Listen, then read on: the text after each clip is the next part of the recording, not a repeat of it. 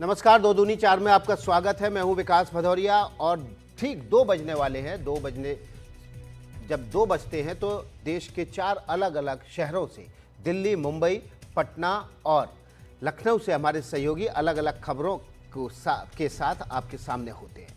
आज हम बात करेंगे पहलगाम हमले के बाद केंद्र सरकार किस तरह से एक्शन में है, किन किन मुद्दों पर आज केंद्र सरकार एक्शन लेने जा रही है और आने वाले समय में सरकार का रोड मैप पाकिस्तान को घेरने का क्या होगा।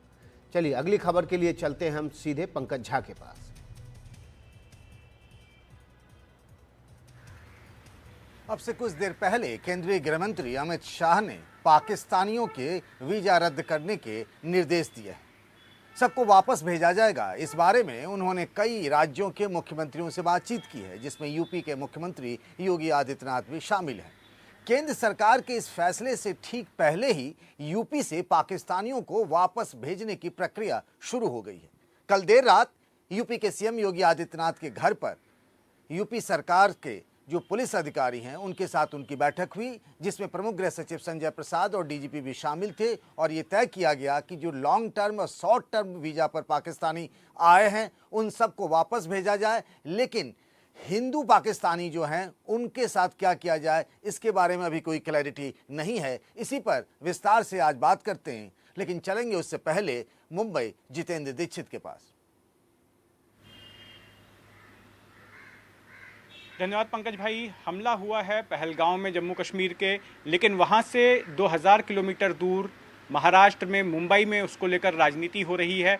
और महाराष्ट्र की जो सत्ताधारी महायुति सरकार है उसके घटक दलों पर यह आरोप लग रहा है कि जम्मू कश्मीर में जो महाराष्ट्र से पर्यटक फंस गए थे उनको वापस लाए जाने को लेकर एक तरह से क्रेडिट लेने की होड़ मची हुई है। और इसकी वजह से जो विपक्ष है वो आरोप लगा रहा है कि महाराष्ट्र सरकार असंवेदनशीलता का परिचय दे रही है और ऐसे वक्त में ये कोई फोटो खिंचाने का मौका नहीं है। अब आइए चलते हैं प्रभाकर के पास।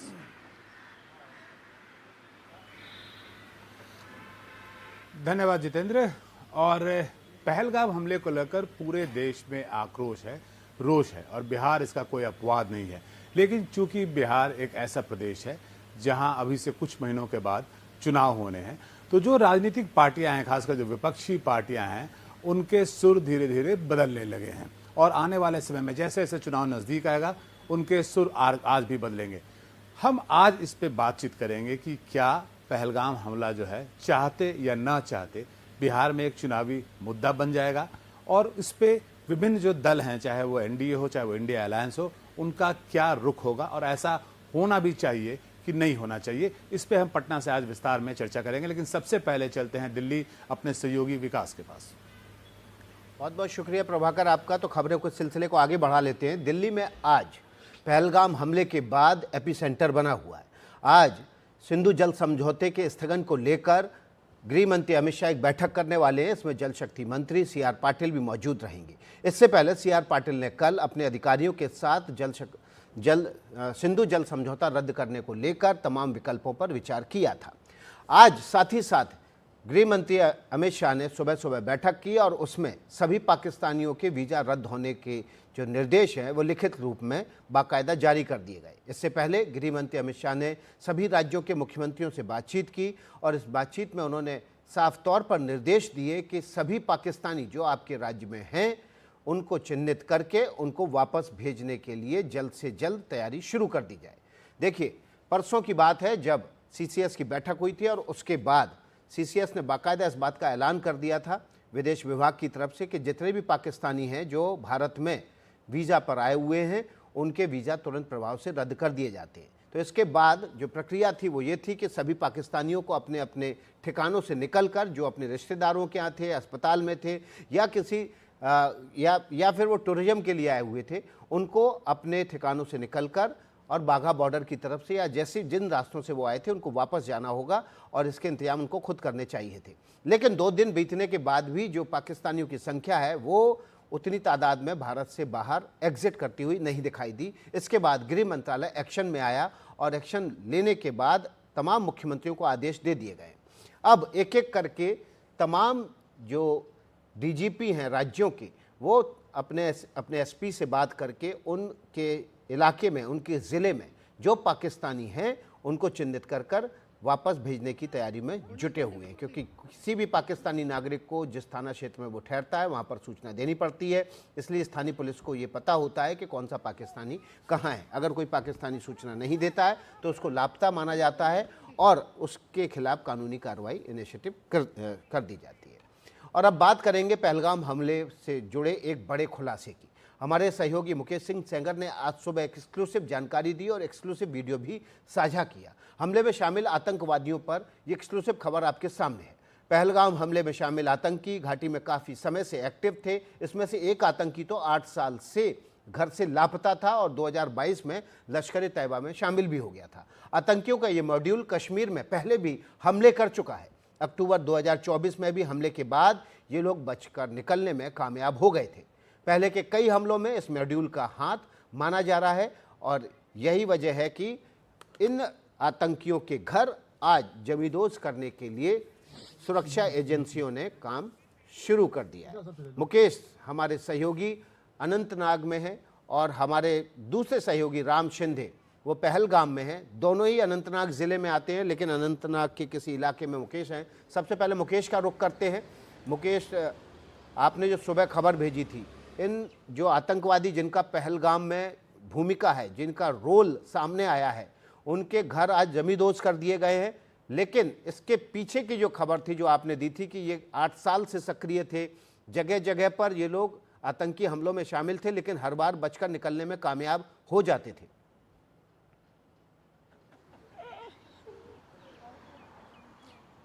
देखिए, बिल्कुल जो हमें सुरक्षा एजेंसियों के टॉप सोर्सेस हैं उनसे ये जानकारी मिली है कि ये जो एक पूरा मॉड्यूल है ये काफ़ी लंबे समय से घाटी में एक्टिव है।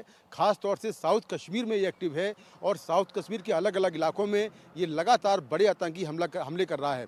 सबसे अहम बात यह है कि ये जो हमले हो रहे हैं इनको ख़ास तौर से कहा गया है कि किनको टारगेट करना है, जिसमें प्रवासी मजदूर हैं, जो अधिकारी हैं या जो दूसरे धर्म के लोग हैं उनको टारगेट करने के लिए कहा गया है। जो सैलानी हैं, टूरिस्ट हैं, उनको टारगेट करने के लिए कहा गया है, जिससे कि घाटी में दहशत का माहौल हो और सांप्रदायिक जो माहौल है वो बिगड़े, जिससे घाटी में दो समुदायों के बीच में दंगे फैले। ये भी एक बड़ी कॉन्स्पिरेसी है लश्कर-ए-तैयबा की। तो जैसा मैंने बताया कि ये लोग हाईली ट्रेंड हैं, जो मॉडर्न वेपन्स हैं उनको चलाने की ट्रेनिंग इनको मिली है। ये लोग पाकिस्तान भी गए हैं, वहाँ पर भी इनको ट्रेंड किया गया है। और इस मॉड्यूल के अधिकतर जो आतंकवादी हैं वो एफटीज़ यानी फॉरेन टेररिस्ट हैं, यानी कि पाकिस्तानी हैं। हमें जो जानकारी मिली है सुरक्षा एजेंसियों से, इसके ठीक पीछे जो ये पूरा मॉड्यूल है, ये पूरा जो मॉड्यूल है ये पाकिस्तान से कंट्रोल हो रहा है। पाकिस्तान में जो हैंडलर्स हैं, खासतौर से लश्कर का चीफ हाफिज सईद और डिप्टी चीफ सैफुल्ला, ये दोनों इस मॉड्यूल को कंट्रोल कर रही हैं।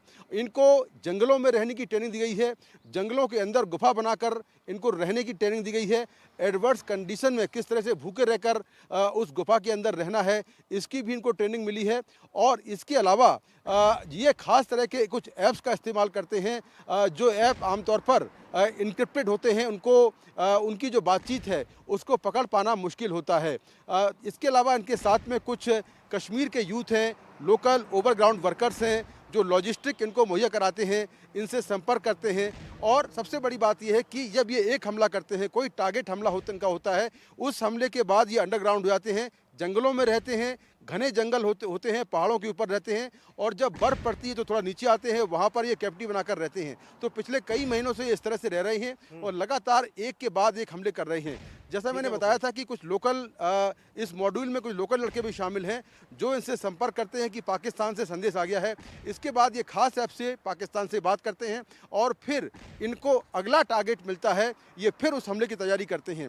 तो हमें कहना ये आसान होगा, लेकिन इनको पकड़ना बहुत मुश्किल टास्क है, क्योंकि जंगल बहुत घने हैं, कहाँ पर ये छुपे हैं ज़मीन के अंदर, इनको ढूंढना मुश्किल है, इनका मूवमेंट कहाँ हो रहा है ये ढूंढना मुश्किल है। आपके पास आएंगे हम मुकेश वापस, लेकिन आपने जो एक रिपोर्ट भेजी थी ग्राउंड जीरो से सर्च ऑपरेशन के दौरान, आतंकी आदिल के घर से जो रिपोर्ट आपने भेजी थी, वो रिपोर्ट हम दर्शकों को दिखाते हैं। इसी घर में आज सर्च ऑपरेशन के दौरान धमाका हो गया था, जिसकी वजह से ये घर तबाह हो चुका है। मुकेश सेंगर की एक्सक्लूसिव रिपोर्ट देखिए। इस वक्त मैं हूं अनंतनाग के गुरी गांव में। ये गांव आदिल हुसैन ठोकर का है, जिस पर 20 लाख का इनाम है और लश्कर-ए-तैयबा का वो आतंकवादी है। पहलगाम हमले में उसका नाम है।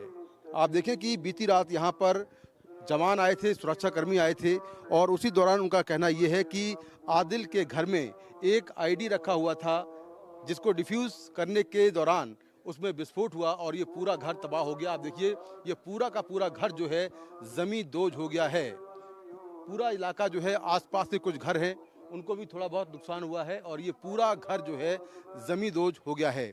2022 में आदिल ने लश्कर तैयबा को ज्वाइन किया था और आदिल आसिफ शेख के साथ मिलकर लगातार जम्मू कश्मीर में एक के बाद एक बड़े आतंकी हमले कर रहा था और उसका नाम लगातार सामने आ रहा था। अब सुरक्षा एजेंसियों ने उस पर 20 लाख रुपए का इनाम रखा हुआ है और उसकी लगातार तलाश की जा रही है।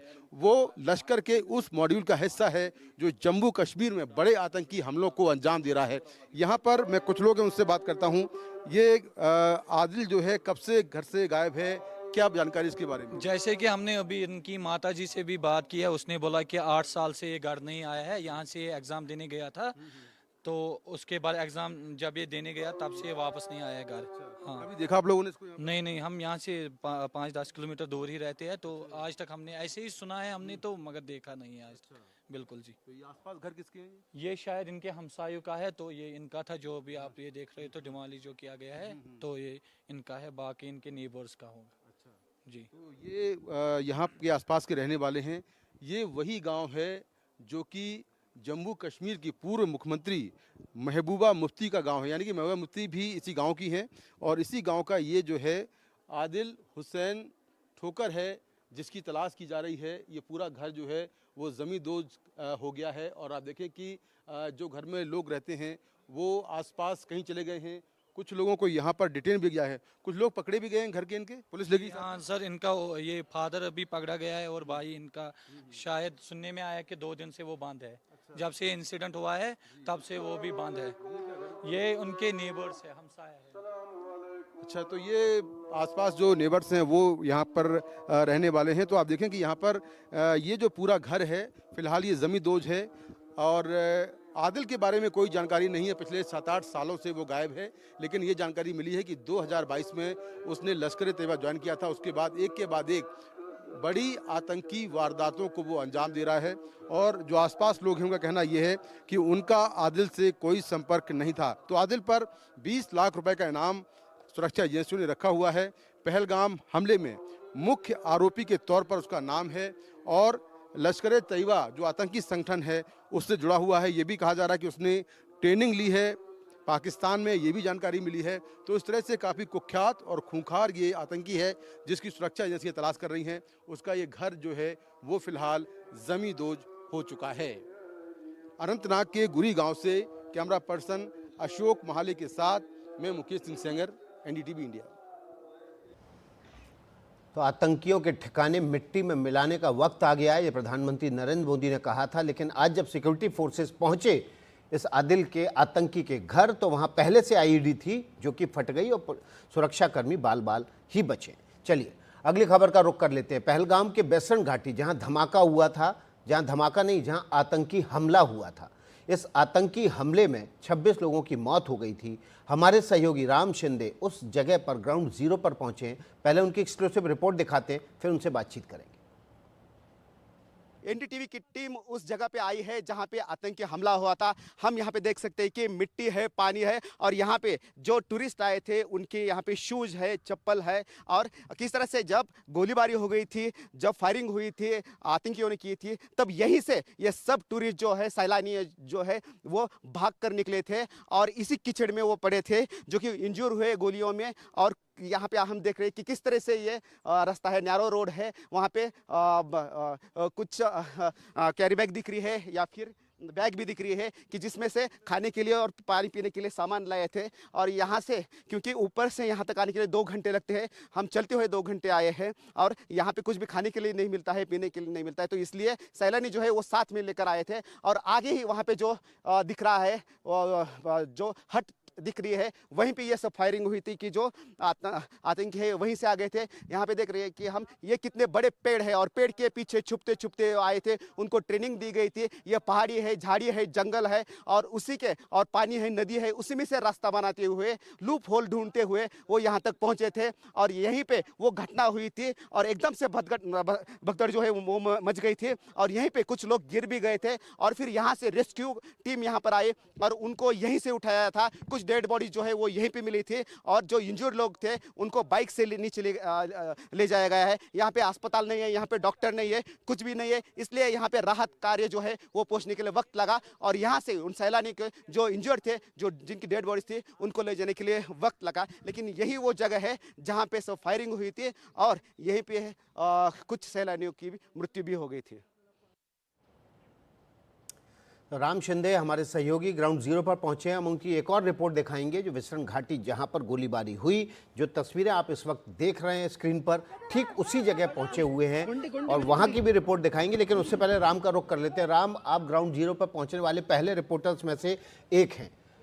अभी तो वहाँ सन्नाटा होगा निश्चित रूप से, लेकिन भविष्य की तैयारियों के लिए सरकार को, सुरक्षा एजेंसियों को वहाँ पर सजग रहना होगा, क्योंकि पहलगाम से ही अमरनाथ की यात्रा भी शुरू होती है। क्या सुरक्षा एजेंसियां आगे की तैयारियों के लिए जुट गई हैं?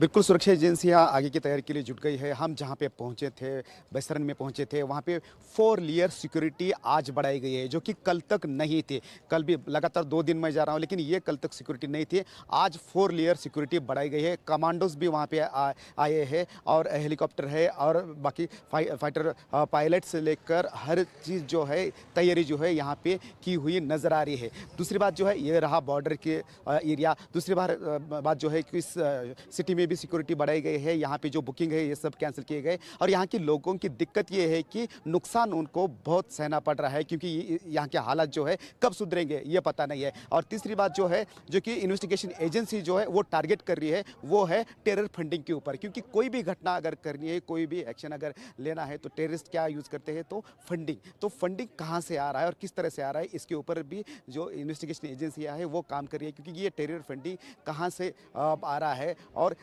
किस वे से जा रहा है, इसके ऊपर भी इन्वेस्टिगेशन चल रहा है और यही जो है वो इम्पोर्टेंट धागा होगा इस पूरे इन्वेस्टिगेशन का। जी राम, बहुत बहुत शुक्रिया आपका। आपकी वो रिपोर्ट दिखाते हैं जो वैसरण घाटी में 22 अप्रैल को जब सैलानी वहाँ पर नज़ारों का लुत्फ उठा रहे थे, तभी आतंकियों ने उन पर हमला कर दिया। उस घटना स्थल पर ग्राउंड जीरो पर राम शिंदे पहुँचे। रिपोर्ट देखिए। एनडीटीवी की टीम यहाँ पे आई है जहाँ पे ये घटना हुई थी और जहाँ पे फायरिंग हुई थी।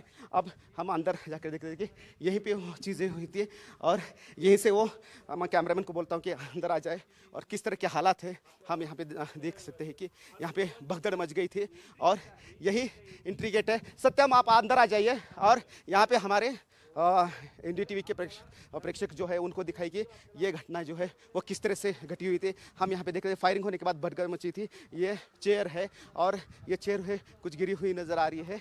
यहाँ पे जो है ये जैसे कि तैसे यहाँ पे ये घटना हुई थी और आप यहाँ पे देख सकते हैं कि इसी जगह पे वो घटना गई थी और वहाँ पे कुछ बच्चे जो है वो खेल रहे थे और कुछ लोग जो है वो खाना खा रहे थे। जो वीडियो वायरल हो रहा था जहाँ पे एक महिला पड़ी हुई थी और एक बच्चे को बचाया गया था, वो यहीं का है। दाना पानी ढाबा यहाँ पे है और यहीं पे ये सब घटना हुई थी। आप देख रहे हैं कि ये वैली कितनी है, ये जंगल है और इसी जंगल के रास्ते से वो सब आतंकी जो है वो आए हुए थे। और एनडीटीवी की ये टीम है कि जो फर्स्ट टाइम यहाँ पे पहुंची है। हम यहाँ पे ये दिखा सकते हैं कि जो खाने का सामान है वैसे कि वैसे यहाँ पे गिरा है, कहीं पे नमकीन है तो कुछ चीज़ें हैं, ये जो मैगी है या फिर भेल है यहाँ पे खा रहे थे लोग। और उसी वक्त पे ये हमला हुआ था और गोलीबार हुआ था और उसके बाद जो है ये फिर यहाँ पे भगदड़ मच गई थी। बहुत से लोग जो है वो इंजर्ड हो गए थे। वो दूर में हम जो देख रहे हैं कि वहाँ पे खेलने के लिए, बच्चों को खेलने के लिए जगह है, तो वहीं पे भी गोली मारी गई थी।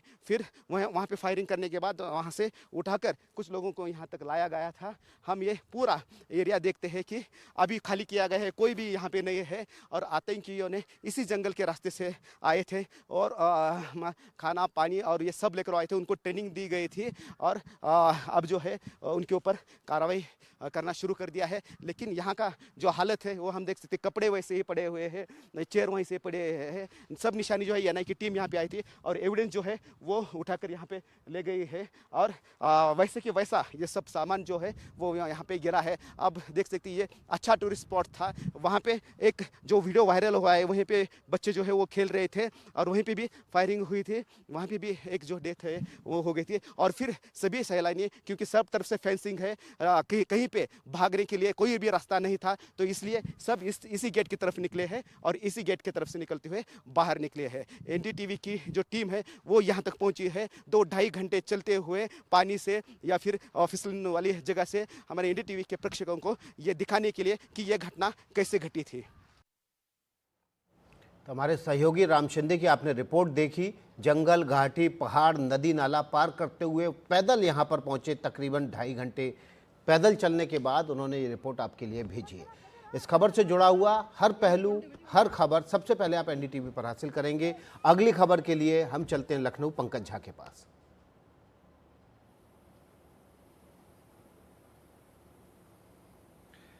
पहलगाम में हुए आतंकी हमले के बाद सीसीएस यानी कैबिनेट कमेटी ऑन सिक्योरिटी ने कुछ बड़े फैसले किए थे, वो भी पाकिस्तान के खिलाफ।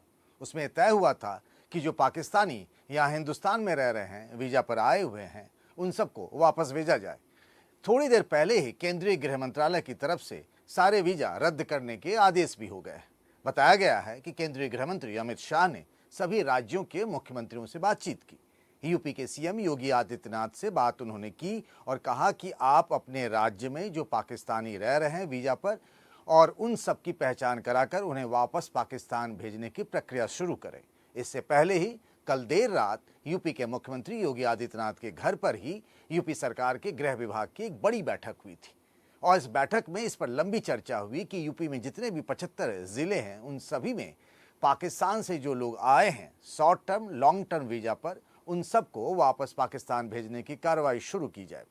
हमें जो जानकारी मिली है, मेरठ, सहारनपुर, आगरा, इन सभी जगहों से वापस भेजने की प्रक्रिया शुरू हो गई। जैसे मुझे बताया गया कि मेरठ के एडीजी भानु भास्कर ने बताया हमें कि सरधना जो मेरठ में पड़ता है, वहां में एक पाकिस्तानी महिला शॉर्ट टर्म वीजा पर आई थी, उसको 2 बच्चे थे। इन तीनों को ही वापस भेजने के लिए प्रक्रिया शुरू कर दी गई है और पाकिस्तान बॉर्डर पर भेज दिया गया है।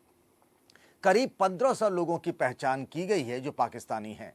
यूपी के डीजीपी प्रशांत कुमार ने बताया कि अभी तक क्लैरिटी से ये बात नहीं आई है सामने कि जो हिंदू पाकिस्तानी यहाँ आए हुए हैं वीजा पर, उनका क्या किया जाए।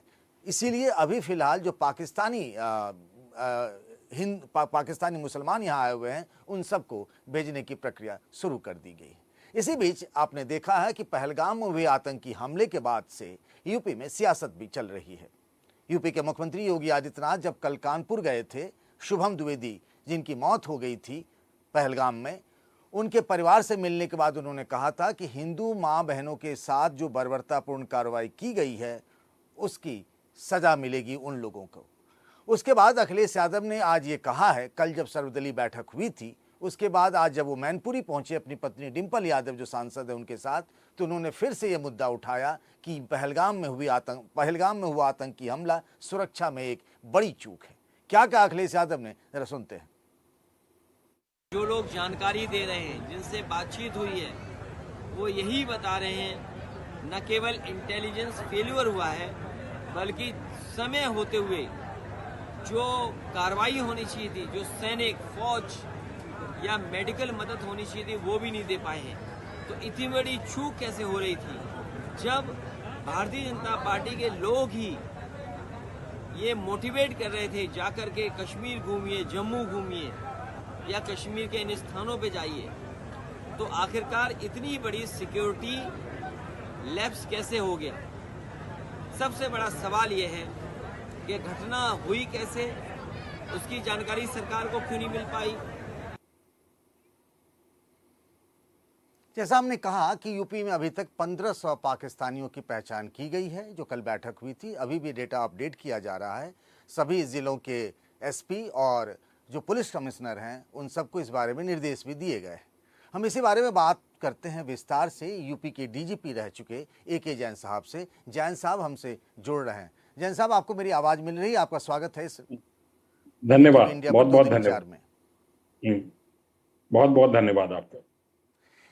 जैन साहब, एक प्रक्रिया जानना चाहते हैं कि जब कोई बाहर से, जैसे मान लीजिए इस केस में, इस आतंकी हमले के बाद पाकिस्तान से कोई किसी ज़िले में गया, तो कैसे पता चलता और कैसे वो जानकारी देते हैं कि इस ज़िले में इतने जो हैं पाकिस्तानी लोग रह रहे हैं वीज़ा पे? देखिए, जो जिले का एसपी होता है, एसएसपी होता है, या पुलिस कमिश्नर के कोई डेजिग्नेटेड ऑफिसर होंगे, वो एफआरओ का काम करते हैं, फॉरेनर्स रजिस्ट्रेशन ऑफिसर का। तो एफआरओ का जो कार्य है, जो भी जिले में बाहरी व्यक्ति आएगा, विशेषकर पाकिस्तानी, उसको रिपोर्ट करना होगा विद इन 24 आवर्स कि वो जनपद में आया है, फला जगह निवास कर रहा है, उसका वीज़ा किस तारीख तक वैध है, और अगर उस बीच में उसको कोई बढ़वाना है वीज़ा, या कोई अवधि है, या कोई मेडिकल कंडीशन है जिसकी वजह से वो अप्लाई करेगा, और अप्लाई करने के बाद ही करेगा। जो भी हमारे होटल्स हैं, लॉजेस हैं, धर्मशालाएं हैं, उनको भी निर्देश है कि वो तत्काल कोई भी विदेशी अगर आकर रुकता है तो उसकी सूचना वो एलआईयू के द्वारा के साथ और जिला पुलिस के साथ शेयर करते हैं, लोकल पुलिस स्टेशन के साथ। इसलिए ये जानकारियां सब रहती हैं। बहुत से ऐसे पाकिस्तानी भी हैं जो कि क्रिकेट मैच के बहाने आए थे पहले, और वो कहीं नहीं वापस नहीं लौटे, उनकी भी कुछ संख्या है, उनके ऊपर भी निगाह रखी जाती है, उनके लिए भी समय समय पर रेड की जाती है। ये जो 1500 आप बता रहे हैं, ये वो हैं जो शॉर्ट टर्म वीज़ा या लॉन्ग टर्म वीज़ा पे आए हुए हैं हमारे कंट्री में, 1500 हमारी स्टेट में, और उनके लिए ही ढूंढाई चल रही है कि उन सबको जो है ट्रेस करके, और सबको जो निर्धारित अवधि तय की है गवर्नमेंट ऑफ इंडिया ने, उसी अवधि में उनको जो है बॉर्डर पार करा दें।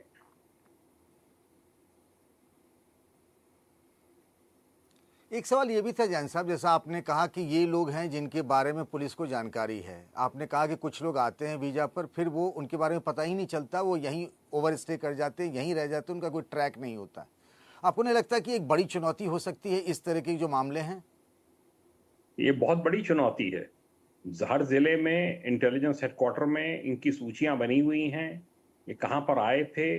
इनमें ये शक रहता है कि इनमें से बहुत से जासूस हैं, बहुत से अवैधानिक गतिविधियों में लिप्त हैं, क्रिकेट मैच के बहाने आए और उसके बाद यहीं रह गए। अब यहाँ पे कहाँ हैं इस समय, किस जगह छुपे हुए हैं, क्या रिश्तेदारियां हैं, उनके रिश्तेदारियों को भी खंगाला जाता है, देखा जाता है। हो सकता है कुछ ऐसी भी हो सकता है कम्युनिकेशन गैप हो कि उनमें से कुछ ने अटारी वाघा बॉर्डर से क्रॉस किया हो वापसी में, पर उनका ठीक से लिखा पढ़ी ना हो पाई हो। तो हो सकता है वो पाकिस्तान जा चुके हों, पर यहाँ के रिकॉर्ड के हिसाब से वो अभी भी यहीं पर हैं, ये भी संभावना रहती है। तो इसलिए हम लोग इस बात पे भी ध्यान देते थे कि कहीं ऐसा तो नहीं कि वो वापस चला गया है और हमारे रिकॉर्ड्स जो हैं वो अपडेटेड नहीं है, अद्यावधिक नहीं है। आपका एक लंबा समय एज ए आईपीएस अफसर गुजरा है, तो ऐसे भी कुछ मामले रहे होंगे जब पाकिस्तान से लोग वीज़ा पर आए और कुछ आपराधिक और आतंकवादी गतिविधियों में शामिल हो गए। इस तरह की घटनाएं आपके संज्ञान में आई थी क्या? नहीं, मेरे संज्ञान में ऐसी घटना तो नहीं आई है। कभी कभी सुनने में आया कि कभी कोई संभल में कोई घटना हुई या किसी और ज़िले में हुई कि उसमें उसका वो शामिल था, शामली की एक आध बार बात आई, पर एज सच मेरे संज्ञान में ऐसा कोई प्रकरण नहीं है जिसमें कि कोई गंभीर घटना में कोई पाकिस्तानी पकड़ा गया हो। केंद्र सरकार का जो फैसला है वीज़ा रद्द करके उन्हें अपने वापस भेजने के लिए पाकिस्तानियों को, आपको लगता है कि पहलगाम के बाद जिस तरीके से जनमानस में बहुत गुस्सा है, उस गुस्से को और उन लोगों के लिए एक मरहम का काम करेगा ये फैसला? जी, बिल्कुल मरहम का काम करेगा। इस समय कोई भी कंप्रोमाइज के मूड में नहीं है। हर कोई चाहता है कि जिस प्रकार के कंसेशंस पाकिस्तान को बीच बीच में दिए गए, पाकिस्तानी जो एक्टर्स एक्ट्रेसेस हैं, सिंगर्स हैं, उनको यहाँ पर पूरी इज्जत दी जाती है, जबकि हमारे यहाँ के जाते हैं तो उसमें बहुत सी परेशानियां खड़ी की जाती हैं। ये घटना में बिल्कुल क्लियर कट ये इस बात की जानकारी है कि इसमें पाकिस्तान का इन्वॉल्वमेंट है। पाकिस्तान के आर्मी चीफ ने जो जिस प्रकार का भाषण दिया उसके बाद बहुत बहुत धन्यवाद जैन साहब। समय कम पड़ रहा है और हमें मुंबई जाने का वक्त हो चला है, इसीलिए चलते हैं अपने सहयोगी जितेंद्र दीक्षित के पास। धन्यवाद पंकज भाई। देखिए, हमला तो हुआ है पहलगाम में जम्मू कश्मीर के, लेकिन उसको लेकर राजनीति हो रही है महाराष्ट्र में। महाराष्ट्र की महायुति सरकार पर आपदा में अवसर खोजने का आरोप लग रहा है। विपक्ष की ओर से इस तरह के आरोप लगाए जा रहे हैं कि ये जो हमला हुआ उसके बाद महाराष्ट्र के जो पर्यटक पहलगाम में फंस गए, जम्मू कश्मीर में फंस गए, उनके वापस लाने को लेकर राजनीति हो रही है। और महाराष्ट्र सरकार में जो 3 पार्टियां हैं, उनके 2 घटक दल, यानी कि एक बीजेपी और दूसरी एकनाथ शिंदे वाली शिवसेना, इनके बीच क्रेडिट लेने को लेकर एक तरह की होड़ लगी हुई है और ये एक दूसरे से आगे निकलने की कोशिश कर रहे हैं और एक तरह से प्रचार कर रहे हैं कि किस तरह से ये लोग महाराष्ट्र के पर्यटकों के साथ में खड़े हुए हैं। दरअसल देखिए, जब पहलगाम में हमला हुआ उसके बाद महाराष्ट्र के मुख्यमंत्री देवेंद्र फडणवीस ने अपने एक मंत्री गिरीश महाजन को श्रीनगर भेज दिया। अब ये गिरीश महाजन वो मंत्री हैं जो कि डिजास्टर मैनेजमेंट विभाग देखते हैं, ये पोर्टफोलियो उनके अंडर में आता है।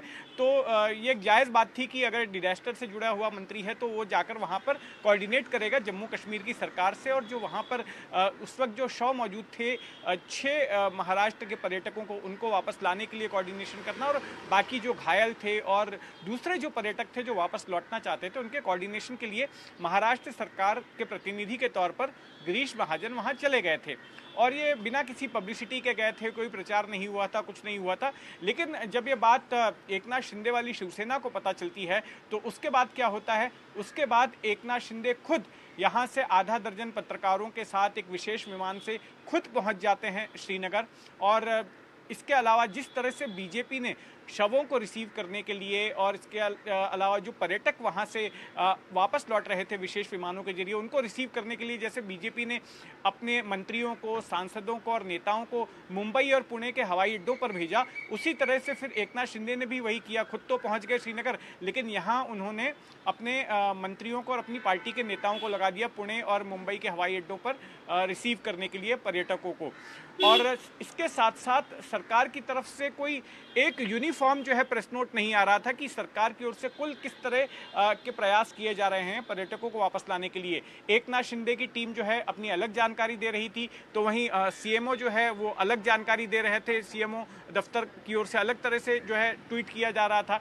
तो एक पैरेलल जो है काम चल रहा था मुख्यमंत्री देवेंद्र फडणवीस की तरफ से और उप मुख्यमंत्री एकनाथ शिंदे की ओर से। यहाँ पर गौर करने वाली बात यह है कि जो तीसरा घटक दल है महायुति सरकार का, अजीत पवार की एनसीपी का, अजीत पवार ने इस पूरे मामले में अपने आप को लो प्रोफाइल रखा और वो कहीं पर भी तस्वीरों में नजर नहीं आए।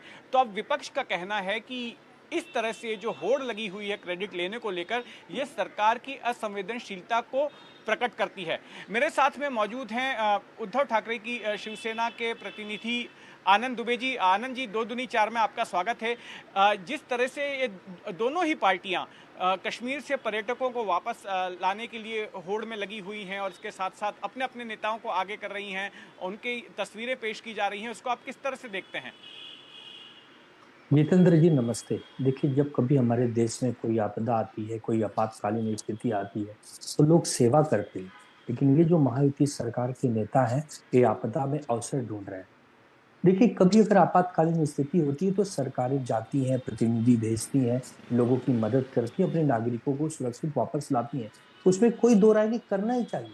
लेकिन जब एक ही सरकार है और उसके ऑलरेडी एक मंत्री गिरीश महाजन जी वहां पहुंच चुके हैं, तो एकनाथ शिंदे अपने साथ अगर चार्टर्ड विमान में पत्रकारों को ले जाकर फोटो सेशन करवाएंगे, रील बनवाएंगे, तो लोग सवाल पूछेंगे कि क्या आप सचमुच लोगों की मदद चाहते हैं या आप गिद्ध भोज में उपस्थित होने गए हैं। एक तरफ लोगों की जान चली गई, लोग विचलित हैं, परेशान हैं, पूरा विपक्ष देश के साथ खड़ा है, आपसी मतभेद को त्याग चुका है। एक ऑल पार्टी मीटिंग्स हो रही है, उसमें सभी दल जा रहे हैं। हमारे दल के लोग भी पहुंचना चाहते थे, लेकिन चूंकि संजय राउत जी, अरविंद सावंत जी दूसरे राज्यों में पार्लियामेंट्री बोर्ड के कामों से बिजी थे, वो नहीं पहुंच पाए, दुर्गम स्थानों पे थे। लेकिन हमने अपना जो जाहिरनामा है, हमने जो अपना सपोर्ट है वो सरकार के साथ दिया हुआ है। दूसरी तरफ जो सरकार में ही लोग बैठे हैं, चाहे एकनाथ शिंदे के लोग हों, चाहे देवेंद्र फडणवीस जी के लोग हों, ये आपस में नूरा कुश्ती कर रहे हैं, सिर फुटबॉल कर रहे हैं, मतभेद दिखा रहे हैं। तो हम यही कहना चाहते हैं कि आपको लोगों की सेवा करनी है तो सेवा लो प्रोफाइल होकर भी हो जाती है। बाकी बहुत सारे राज्य हैं, उत्तर प्रदेश के भी लोग वहां गए थे, कर्नाटक के भी लोग वहां गए थे, बहुत सारे राज्यों, गुजरात के भी लोग गए थे, लेकिन किसी भी राज्यों के लोग ऐसे वहां जाकर फोटो सेशन नहीं कर रहे हैं। इन्हीं के एक सांसद हैं नरेश मस्के, वो बयान दे रहे हैं कि जो लोग कभी जहाज में नहीं बैठे थे, हम उनको लेकर आए हैं। तो हमारे ही देश के लोगों को अगर आप गरीब कहेंगे या कभी जहाज में नहीं बैठे थे, आप जहाज में लाए हैं, तो आपने क्या कोई उपकार किया है, कोई एहसान किया है? नहीं ना। तो ये सारी चीजें बड़बोलेपन को दिखाती है।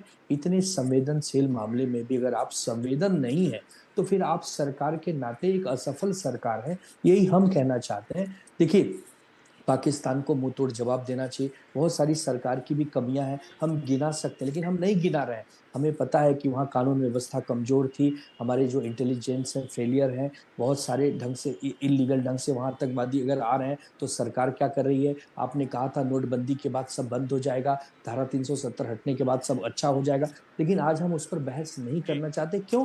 क्योंकि देश के साथ खड़े होने का समय है। अगर एक बार भारत ने तय किया है कि उनको करारा जवाब देना है, आनंद करारा भाई। मुंह तोड़ जी जवाब देना है, तो हम उनके साथ खड़े हैं। लेकिन उन्हीं जी के पार्टी के लोग उनकी बात सुनने तैयार नहीं है, जितेंद्र भाई। आनंद आनंद भाई, आप कह रहे हैं कि एक तरफ विपक्ष जो है उसने अपने मतभेद भुला दिए हैं, लेकिन यहाँ पर जो सत्ता पक्ष है उसके मतभेद जो है सामने आ गए हैं। ये आप कहना चाहते हैं क्या कि जी जिस तरह से जी इसके पहले भी, इस हमले के पहले भी लगातार खबरें आ रही थी जब से सरकार बनी है कि बीजेपी और एकनाथ शिंदे वाली शिवसेना के बीच में नहीं जम रहा है, इनके बीच में किसी ना किसी बात को लेकर टकराव होता है, एकनाथ शिंदे नाराज होकर अपने गाँव चले जाते हैं, तो ये क्या उसी सिलसिले की एक कड़ी के तौर पर देखते हैं आप उसको? देखिए, एकनाथ शिंदे जब से मुख्यमंत्री पद से हटाए गए तभी से वो विचलित हैं। कोई दिन ऐसा नहीं गया कि वो मुख्यमंत्री बनना न चाहते हो। आप देखिए कि आज भी दो महत्वपूर्ण जिले हैं, नासिक और रायगढ़, इसके पालक मंत्री आज भी नहीं बन पाए हैं। जबकि 5 मिनट का काम है जितेंद्र जी, ये मुख्यमंत्री के हाथ में होता है किसे कहाँ पालक मंत्री बना देना चाहिए। लेकिन दोनों ही जिलों पर, एक जगह दादा भुसे और एक जगह भरत गोगावले, ये दोनों ही पालक मंत्री बनने के लिए देवेंद्र जी पर दबाव डाले हुए हैं। और पहले तो देवेंद्र जी से लोग बात भी किया करते थे, अब तो डायरेक्ट एकनाथ शिंदे अपनी टीम के साथ अमित शाह से मिल लेते हैं। तो महाराष्ट्र में सब कुछ ठीक ठाक नहीं है। ये एक समय है संकट का। इस पूरे संकट के समय में देश को इकट्ठे आना चाहिए। अरे जब विपक्ष इतना आपका विरोध करता है, सड़क से संसद तक आपकी आलोचना करता है, लेकिन वो भी इस संवेदनशील मामले पे आपके कंधे से कंधा मिलाकर चल रहा है, चाहे मल्लिकार्जुन खड़गे जी हो, चाहे उद्धव ठाकरे जी हो, अखिलेश यादव जी हो, अरविंद केजरीवाल जी हो, सबके बयान आप देखिए सकारात्मक बयान है कि हम देश के साथ खड़े हैं। लेकिन ये एकनाथ शिंदे और उनकी टीम देवेंद्र फडणवीस जी को नीचा दिखाना चाहती है, बीजेपी को इसी बहाने परास्त करना चाहती है कि इस संकट के समय में एक गिद्धों का काम है। अगर ये हो रहा है तो बहुत दुर्भाग्यपूर्ण है, ऐसा नहीं होना चाहिए। लोगों की लाशों पर सियासत नहीं करना चाहिए। फोटो आनंद सेशन के लिए आनंद बहुत भाई, आप सारे कह रहे हैं कि मौके देखिए, मिलेंगे। आनंद भाई, आप आप कह रहे हैं गिद्धों का काम है और ये फोटो सेशन करा रहे हैं, लेकिन राजनेता जो है वो दोनों तरफ से जो है हमले का शिकार नहीं होता क्या? अगर मान लीजिए कि कई बार ये भी आरोप लगते हैं कि राजनेता जो है अपने एसी के दफ्तरों, एसी के घरों और एसी के कारों से बाहर नहीं निकलते, ज़मीन पर नहीं जाते, अगर कोई आपदा होती है तो वो ज़मीन पर नहीं पहुंचते। और अगर यहाँ पर अगर कोई राजनेता जो है सामने आ रहा है, लोगों के बीच जा रहा है, घटनास्थल पर पहुंच रहा है, तो फिर नहीं, ऐसे में भी दो उसको चीजें। टारगेट किया जा रहा है, नहीं तो नहीं नहीं, आपको दो नहीं लगता चीजें। कि दोहरी मार राजनेताओं पर पड़ती है? नहीं, दो चीजें। एक, सरकार होने के नाते मुख्यमंत्री जी देवेंद्र फडणवीस जी ने अपना प्रतिनिधि गिरीश महाजन जी को वहां भेज दिया, उनकी टीम वहां काम पर लगी, लोगों को एक प्रकार से रिक्वेशन में लग गई, लोगों को सहायता में लग गई। एकनाथ शिंदे उप मुख्यमंत्री हैं।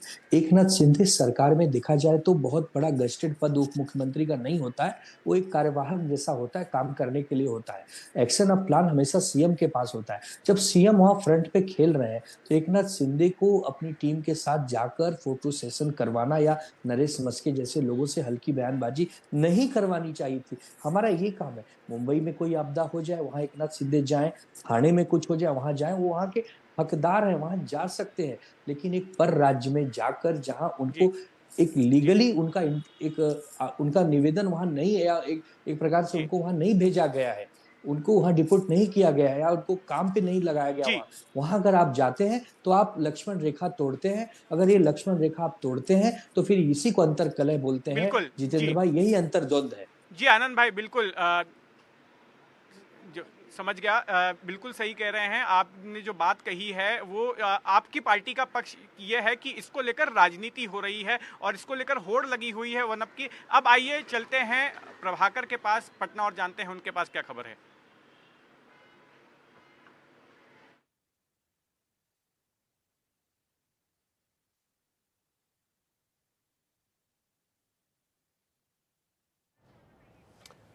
प्रभाकर हमारे सहयोगी, उनसे संपर्क नहीं हो पा रहा है। हम उनके पास चलेंगे, जैसे ही संपर्क दोबारा होगा। तो जो प्रभाकर जानकारी देने वाले हैं वो बिहार सरकार के आज कैबिनेट की बैठक है, उस बैठक से जुड़े हुए कई पहलुओं पर विस्तार से चर्चा करेंगे। और ये कैबिनेट की बैठक बिहार में होने वाले अगले विधानसभा चुनाव के मद्देनज़र बेहद इम्पॉर्टेंट है, बहुत महत्वपूर्ण है। इसके फैसले जो है वो अगले चुनाव को भी प्रभावित करेंगे और इसलिए इस खबर पर प्रभाकर विस्तार से जानकारी रखेंगे। लेकिन उससे पहले हम आपको बता दें कि आज शाम 7 बजे महागठबंधन का कैंडल मार्च है। पटना में इनकम टैक्स गोलंबर से डाक बंगला चौराहे तक ये मार्च निकालेगा। विपक्ष का आतंकी हमले को लेकर बीजेपी पर राजनीति करने का आरोप लगाया जा रहा है और इन आरोपों पर भी विस्तार से चर्चा करेंगे। लेकिन इस बीच हम आपको बता देते हैं कि बिहार में जो प्रमुख खबर है वो ये है कि आज 7 बजे शाम को महागठबंधन कैंडल मार्च निकालेगा। पटना में इनकम टैक्स गोलंबर से डाक बंगला चौराहे तक ये कैंडल मार्च निकाला जाएगा। पहलगाम में हुए हमले के खिलाफ बीजेपी पर राजनीति का आरोप लगाते हुए मृतकों की आत्मा की शांति के लिए ये कैंडल मार्च विपक्ष की तरफ से निकाला जा रहा है और इस कैंडल मार्च में विपक्ष के तमाम नेता भी शामिल होंगे। अभी छोटा सा ब्रेक ले रहे हैं, ब्रेक के बाद लौटेंगे तो सीधे चलेंगे पटना प्रभाकर के पास।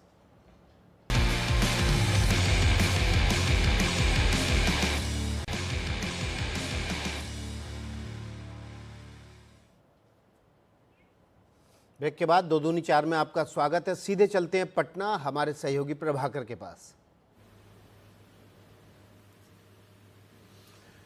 जी धन्यवाद विकास। और इस कश्मीर हमले के बाद जैसे पूरा देश मर्माहत है, वैसे बिहार में भी हमने देखा सभी राजनीतिक दल एकजुट खड़े थे और सभी की जो प्रतिक्रिया आई वो भारत सरकार के साथ खड़े नज़र आ रहे हैं, चाहे वो विपक्षी दल हो चाहे वो सत्तारूढ़ दल हो। और जैसे जैसे चुनाव की गर्मी बढ़ेगी यहाँ पे, वैसे वैसे इनके सुर जो है वो बदल सकते हैं। उसका नमूना हमने कल देखा, जबकि राजद जो कि एक प्रमुख विपक्षी दल है यहाँ पे, उसके जो प्रमुख प्रवक्ता हैं उन्होंने भाजपा के ऊपर आरोप लगाया कि वो राजनीतिक फ़ायदा लेने की कोशिश कर रहे हैं। हम आज जानना ये चाहते हैं कि चूँकि बिहार में चुनाव है और अब से 4 महीने के बाद चुनाव का शोर और बढ़ेगा, तो क्या पहलगाम जो अटैक है, जो टेररिस्ट अटैक है, जो आतंकवादी हमला है कश्मीर का, क्या वो बिहार में एक चुनावी मुद्दा होगा? अगर होगा तो वो कितना सही है? क्या ऐसे मुद्दों को चुनाव में उछाला जाना चाहिए? क्या इसका फ़ायदा लिया जाना चाहिए या क्या इसके ऊपर आरोप प्रत्यारोप होने चाहिए? इसी पे बात करने के लिए आज हमारे साथ भोला नाथ जी हैं, वरिष्ठ पत्रकार हैं बिहार के और काफ़ी सालों से बिहार की राजनीति पर इनकी पैनी नज़र रहती है। भोला जी, पहला सवाल ये, सबसे जो सुकून वाली बात ये थी कि जब ये घटना हुई तो उसके बाद हमने देखा कि किसी भी दल ने कोई राजनीति करने की कोशिश नहीं की, जो कि होना भी वो चाहिए। बात राष्ट्र की हो रही थी, बात देश हित की हो रही थी, लेकिन धीरे धीरे वो सुर बदलने लगे हैं। और मेरा मानना है, ये मुझे ऐसा लगता है कि आने वाले समय में ये सुर और बदलेंगे और आरोप प्रत्यारोप इस पर शुरू हो जाएगा। चूंकि बिहार में चुनाव होना है, इसलिए हम बिहार के कंटेक्स्ट में और चुनाव के कंटेक्स्ट में इसको देख रहे हैं और हम देख रहे हैं कि क्यों यहाँ पे सुर बदल रहे हैं। आप भी मानते हैं कि ऐसा आने वाले समय में ये सुर बदलेंगे?